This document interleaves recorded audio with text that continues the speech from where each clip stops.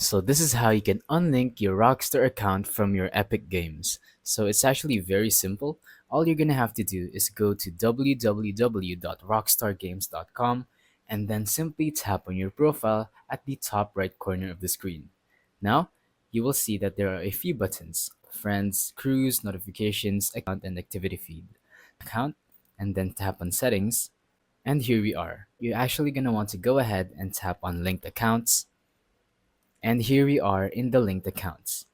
Linking a gaming account allows you to display your game data on Rockstar Games stat tracking tools and profile widgets. So basically, you have to link your accounts in order to, just display your stats. And here is where you can see all of your linked accounts. So how do you actually get rid of your Epic Games account?